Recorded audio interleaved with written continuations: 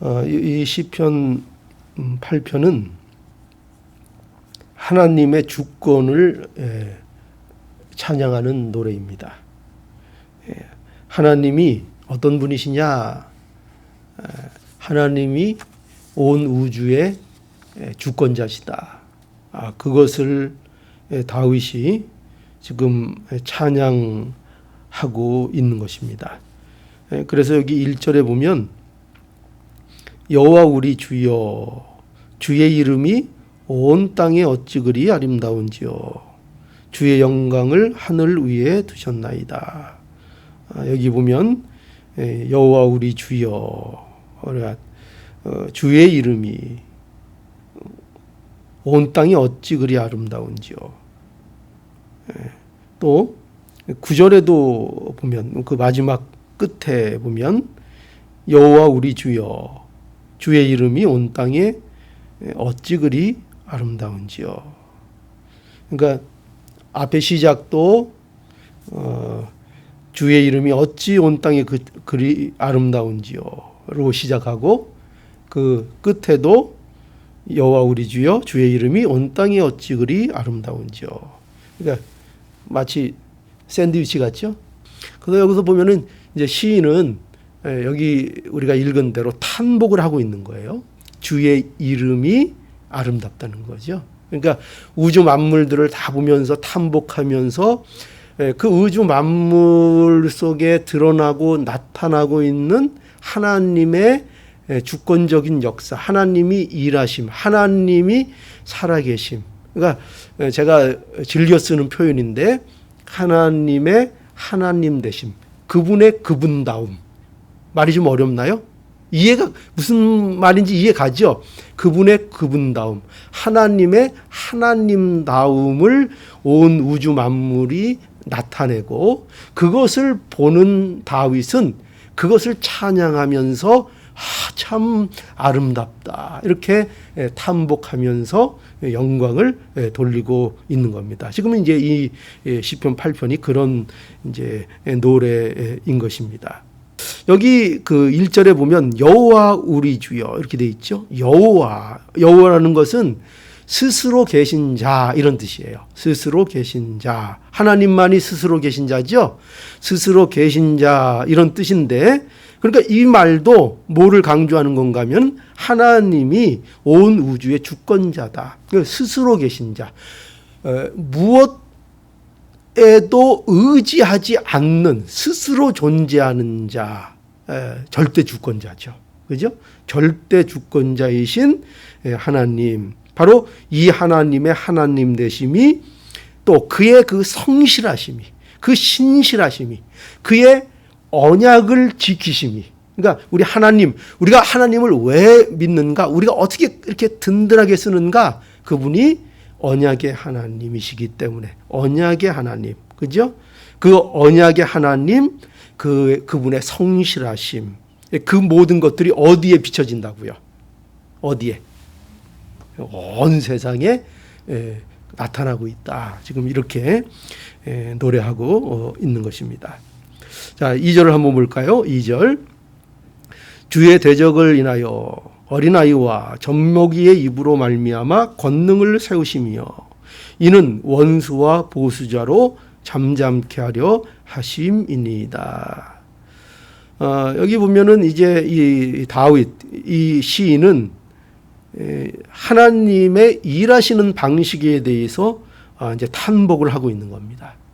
그러니까 하나님은 어떻게 일하시는가 하면 어린 아이와 젖먹이의 입으로 그 권능을 세우시는 하나님이시다. 그래서 원수와 대적들을 그 어린아이와 젖먹이들의 입을 통하여 잠잠케 만드시는 그 하나님. 그죠? 그 하나님의 일하심에 대하여 탄복하고 있는 것입니다. 그러니까 이것은 보세요. 우리가 아무것도 기대할 수 없는 것을 통해서 일하시는 것이 하나님의 일하시는 방식인 거예요. 그러니까 아무것도 생길 것 같지 않은 것, 절망적인 것. 그러니까 어두움 가운데에서 빛으로 인도하시는 하나님. 그러니까 우리가 구약 성경 이런 데도 보면은 전부 다 그 믿음의 사람들의 시작점을 보면은 다 뭐냐면 이런 게 많아요. 불임 이런 거. 불임으로부터 시작해서 그 자손들이 어떻게 펼쳐져 나가는가. 그 성경의 내용들은 그런 식으로 이제 우리에게 주어지고 있거든요. 하나님의 약속이 얼마나 불가능한 가운데에서 하나님의 약속이 이루어져 나가는가. 항상 하나님은 그런 식으로 이렇게 보여주세요. 하나님의 일을. 그렇죠? 얼마나 절망적이고 얼마나 희망이 없고 마치 황무지에 꽃이 피는 것처럼 황무지에 많은 열매들이 맺혀져 나가는 것처럼 꼭 그런 방식으로 하나님께서 이 일을 하신다 하는 겁니다. 그래서 우리는 이런 하나님의 일하심이 이제 다윗을 탐복하고 있는 거야. 다윗은 그걸 아는 거죠. 그의 신앙의 인생 속에서 자기가 겪은 일들을 통해서 이 하나님의 일하심을 경험하고, 그렇죠? 실제 자기가 경험도 많이 했어요. 다윗 같은 경우에 가장 큰 경험이 어떤 경험이었죠? 다윗이 그 어린 시절에 누구를 물리쳤어요? 소년 시절에. 우리 잘 아는 사건이 있잖아요. 그죠? 골리앗을 쳐서 물리쳤습니다. 그 대적을. 그러니까 그 다윗에게 있어서 골리앗은 도무지 쓰러뜨릴 수 없는 상대예요, 사실은. 그죠? 이거는 뭐 상대가 되지 않는, 이거는 뭐 상식적으로 이건 뭐 성경에 있지 않으면 우리가 믿을 수도 없는 그런 내용이란 말이죠. 그러니까 이처럼 하나님께서는 다윗에게도 그 역사를 경험하게 해주셨죠. 기대할 수 없는 곳에서, 도저히 이길 수 없는 곳에서 하나님께서 역사를 이루어내시는 하나님의 일하심을 보여주었던 거죠. 그러니까 하나님은 우리의 가장 약하고 천한 우리를 부르셔서 하나님은 영광을 받으세요. 이게 하나님의 일하시는 방법입니다. 그런데 우리가 하나님 앞에 자신이 약한 줄 모르고 하나님 앞에 자신들이 연약한 존재인 걸 모르면은 이거 참 문제가 큰 거예요. 그죠? 그런데 하나님께서는 꼭 어떤 자들을 부르신다고요? 약하고 천하고 힘없는 자들을 하나님께서 부르신다는 거예요.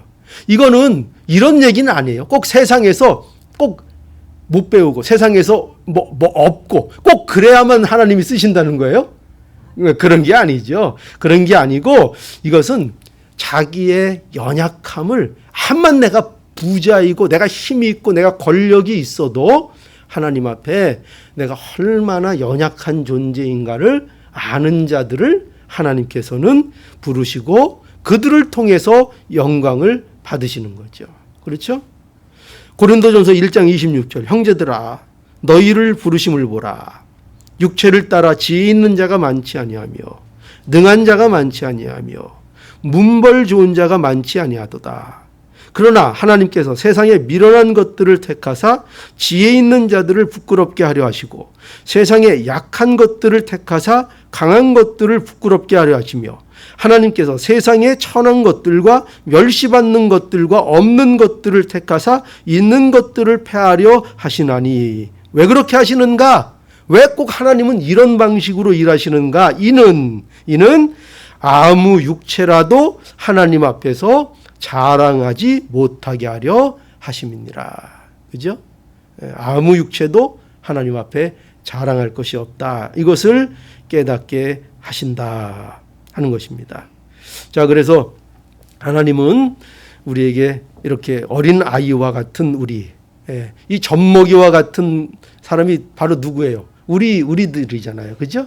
우리를 하나님께서 이렇게 어린아이와 같은 우리들을 하늘의 그 진리를 깨닫게 하시고 그 천국의 백성으로 삼아주신 이 은혜, 하나님의 일하심 얼마나 귀합니까? 자, 3절과 4절 보죠. 3절 주의 손가락으로 만드신 주의 하늘과 주의 베풀어 두신 달과 별들을 내가 보오니 사람이 무엇이간데 주께서 저를 생각하시며 인자가 무엇이간데 주께서 저를 권고하시나이까. 또 이 시인은 특별히 무엇을 여기 놀라고 있는가 하면은 하나님께서 사람에 대한 특별한 대우에 대해서 놀라고 있습니다. 그러니까 하나님은 어떤 하나님이신가? 전능하신 하나님이시죠. 그래서 여기 뭐라고 돼 있어요? 3절에 보면 주의 손가락으로 만드신 이렇게 돼 있죠. 주의 손가락으로 만드신 주의 하늘, 주의 베풀어 두신 달과 별들. 왜 하필이면 주의 손가락이라 그랬을까요? 왜 그럴까요? 주님의 권능을 표현하는 방법이에요. 주님이 얼마나 권능이 무한하신 분이면 주의 손가락으로 이 모든 것들을 우주 만물을 지으셨다 하는 거죠. 그걸 이제 얘기하고 있습니다. 하나님은 전능하신 분이다. 그러니까 하나님은 우리와 비교할 수도 없고요. 하나님께서 굳이 우리에게 뭐 잘 보이실 일이 있어요, 없어요? 그럴 이유가 한등에 없어요. 우리한테 뭐 꼭 하나님이 복을 줘야 된다는 뭐 의무가 하나님께도 꼭 있는 것도 아니에요. 그런데 그러한 전능하신 하나님, 우리하고는 비교할 수 없는 하나님이 이 엄청난 우주 만물을 창조하신 실로 엄청난 이 하나님께서 사람을 어떻게 특별하게 대우하시고 창조하셨는가, 그걸 볼 때에 참으로 놀랍다는 거죠. 여러분, 이 다윗의 고백을 보세요. 사람은 여기 우주를 볼 때에 얼마나 미비한 존재입니까? 그렇죠? 지금 주의 손가락으로 만드신 주의 하늘과 주의 베풀어 두신 달과 별들을 내가 보니, 그러니 그걸 보니 나는 어떻다는 거예요. 그런 것들을 바라보고 나를 보니 그거에 비해서 나는 뭐와 같다는 거죠? 그야말로 너무나도 보잘것없고 정말 먼지와 같은 존재라는 거죠. 그죠? 이 우주로, 광활한 우주에 나라는 존재가, 또 사람이라는 존재가 얼마나 먼지 같아요. 그죠? 점으로 찍히지도 않는 그런 정도의 존재라고 볼 수도 있습니다. 그런데 사람이 무엇이간데, 도대체 사람이 무엇이간데 주께서 저를 생각하시며 인자가 무엇이간데 주께서 저를 권고하십니까? 어떻게 이렇게 사람에게 대하여 특별한 관심과 특별한 사랑을, 은혜를 주시는 것입니까? 그것을 볼 때에 다윗이 참으로 놀랍다, 정말, 그리고 아름답다. 그 역사를 볼 때 탐복이 나오는 거예요. 너무나 하나님의 역사가, 하나님의 일하심이 너무나 아름답습니다. 우리도 이 탐복이 나와야 되는 거예요. 뭘 통해서? 하나님이 나를 구원하신 이 역사를 볼 때에 정말 나같이 비천하고 먼지 같은 자를 하나님께서 그 우주의 역사 속에서 나를 구원하시는 그 계획 속에서 오늘날 나를 구원하셨다는 이 모든 일들을 우리가 보며 감탄을 해야 되는 거죠. 하나님 참 아름답습니다. 하나님의 일하심이 너무나 아름답습니다. 그래서 5절, 그래서 이렇게 얘기하고 있죠. 자, 보라는 거예요. 5절. 저를 천사보다 조금 못하게 하시고 영원한 존귀로 관을 씌우셨나이다. 지금 다윗은 사람의 창조에 대한 아름다움을 지금 말하고 있는 거예요. 그러니까 여기 저를 천사보다 조금 못하게 하시고 이렇게 되어 있는 것은 바로 여기 천사라는 말이 각주에는 보면은요, 하나님, 또 이렇게 해석이 돼요. 하나님. 그러니까 사람을 하나님보다 좀 못하게 창조하셨다는 거예요. 이게 무슨 말인가 하면은 우리 창세기에서 공부했죠? 하나님이 사람을 어떻게 창조하셨다고요? 무슨 형상을 따라? 예, 자기의 형상을 따라. 그죠? 하나님의 형상으로 인간을 창조하셨다. 창세기 1장 27절. 하나님이 자기의 형상, 곧 하나님의 형상대로 사람을 창조하셨다. 말씀하고 있죠. 하나님께서 이렇게 귀한 존재로 인간을 창조하셨고, 그래서 6절 보세요. 주의 손으로 만드신 것을 다스리게 하시고 만물을 그 발 아래 두셨으니. 우리 창조 사역에서 나온 거가 똑같죠? 그죠? 7절 곧 모든 우양과 들짐승이며, 8절 공중의 새와 바다의 어족과 해로에 다니는 것이니라. 그래서 모든 것들을 다스릴 수 있는 권한을 주셨다. 사람에게 이 특별한 일을 하나님께서 맡기셨다. 이것을 생각할 때 너무나도 놀랍다. 다윗이 그렇게 노래하고 있는 것입니다. 그러면서 마지막에 9절, 여호와 우리 주여, 주의 이름이 온 땅에 어찌 그리 아름다운지요. 이렇게 노래를 마치고 있습니다. 여러분, 이 노래는 지금 1차적으로 다윗의 노래죠. 그죠? 다윗이 한 겁니다. 그런데 또 이 노래는 우리에게 우리의 노래인 것입니다. 그렇죠? 이 다윗의 노래는 우리의 노래입니다. 어떻게 우리의 노래가 됐는가? 이게 우리의 노래가 됐다는 것이 성경이 하고 싶은 얘기예요. 이게 우리의 노래가 됐다. 히브리서 2장 9절에 보면은 이런 말씀이 있어요. 오직 우리가 천사보다 잠깐 동안 못하게 하심을 입은 자, 곧 죽음의 고난 받으심을 인하여 영광과 존귀로 관 쓰신 예수를 보니, 이렇게 되어 있어요. 자, 그러면은 오늘 이 말씀이 누구에 대한 얘기라는 거예요?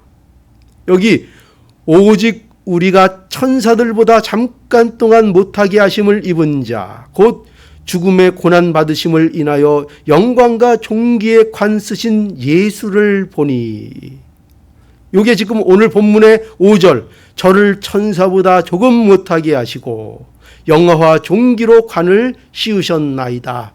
어때요? 같은 말씀이죠? 그러면 여기 저는 또 누구를 얘기하는 거예요? 저를 천사보다 못하게 했다 할 때 이 저가 또 누구를 예표하고 있습니까?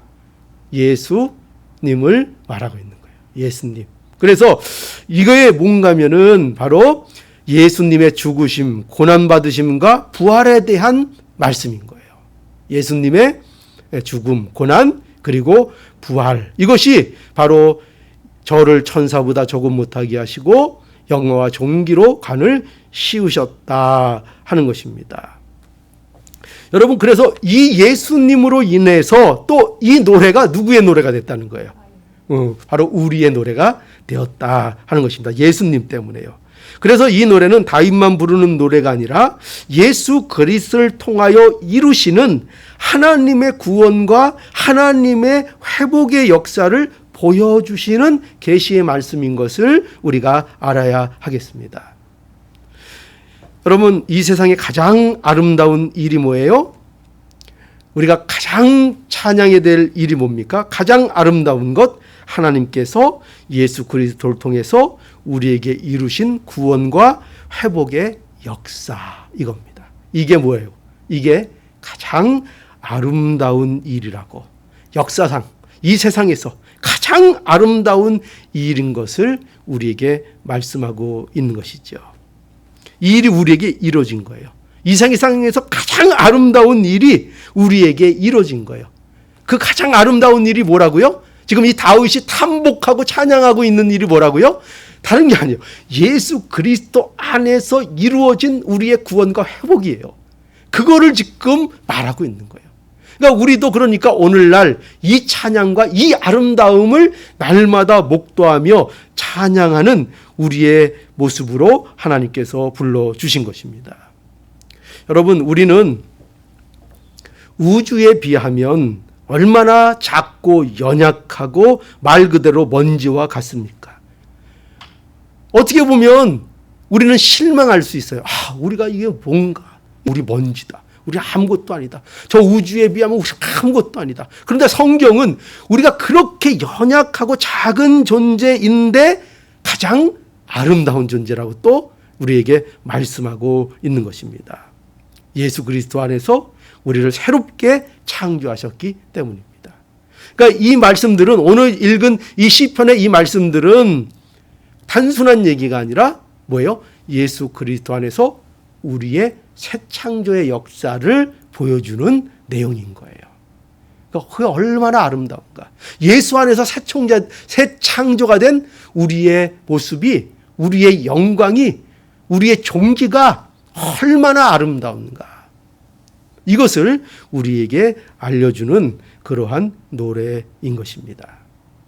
그것이 우리에게 이루어졌어요? 안 이루어졌어요? 이루어졌다고요. 가장 아름다운 일이 저와 여러분들에게 이미 이루어졌다고요. 가장 아름다운 일이. 그러니까 우리는 서로를 바라보는 것만으로도 너무 즐거워야 돼요, 안 즐거워야 돼요? 즐거워야 되죠? 즐거워요, 안 즐거워요? 근데 즐겁죠? 네, 즐거워요. 저는 사실 교회 오는 게 저는 제일 즐거워요. 교회 오는 거 제일 즐겁고 여러분들 만나 뵙는 게 솔직히 표현은 잘 안 하지만 제일 즐거워요. 최진아 집사님 제가 만나는 거 제일 즐거울까요? 안 즐거울까요? 사실 이렇게 딱 얼굴 보잖아요. 그럼 입이 사실 이렇게 막 찢어지는데 제가 이렇게 티를 안 내는 거예요. 티를 안 내는 거예요. 왜냐면 각자가 뭘 담고 있어요? 하나님이 이루신 가장 아름다운 일을 우리 각자가 다 증언하는 증거자들이에요. 그러니까 이 세상에 이것보다 아름다운 일들이 없는 거예요. 그러니까 우리가 이러한 즐거움과 이러한 복을 우리에게 주셨다는 것을 우리가 알고 이 하나님의 이름의 아름다움을 오늘도 우리의 삶 속에서 찬양하고 즐거워할 수 있는 우리 모두가 될 수 있기를 바랍니다. 예.